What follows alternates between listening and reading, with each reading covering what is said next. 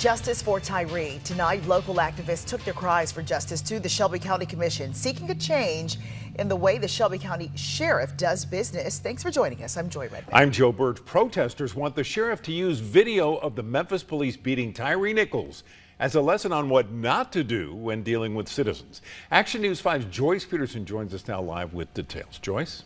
Joy and Joe, data collection, transparency on use of force, and additional training for all law enforcement officers. Those are just some of the changes that protesters called for tonight in the first step toward a renewed call for police reform in Memphis and Shelby County. Tyre was the fourth person since November to die at the hands of the police. What happened to Tyre Nichols was uniquely brutal. Local activists waited 5 hours at Monday night's Shelby County Commission meeting to present their Justice for Tyre demands to the 13 commissioners. They want the video of Nichols' beating by Memphis police used in de-escalation training for Shelby County Sheriff's deputies every 180 days. Commissioners approved that resolution and said the sheriff, Floyd Bonner, is on board. You had a conversation with the sheriff.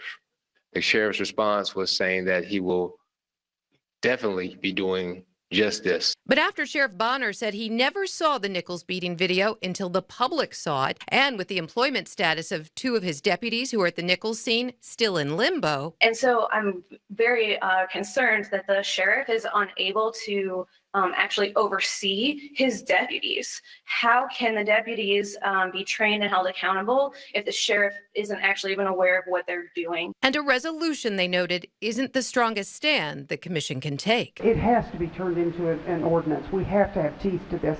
Gone is the day for platitudes, and it's not enough. Commissioner Miska Clay-Bibbs asked the activists for patience. We were up against a wall, literally, to try to get this done. So we hear you. I don't want anyone to leave here thinking we don't hear you. But for those fighting for justice for years now, their patience is wearing thin. I don't want to be pulled over by a cop in a uniform or not a uniform. I don't feel safe, period, dealing with anybody in law enforcement. Okay, the commission approved 2 resolutions, and Commissioner Clay-Bibbs told them she and at least 2 other commissioners are crafting tougher police reform legislation we will see in the near future.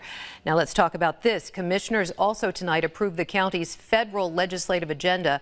They want to ban police chokeholds, mandate de-escalation training, and create a national registry for police officers who have been fired for use of force. And the activists who were there at County Commission tonight are going to take those very same demands to the Memphis City Council tomorrow. We'll be there. We'll bring you coverage. Live in studio tonight, I'm Joyce Peterson, Action News 5. Billion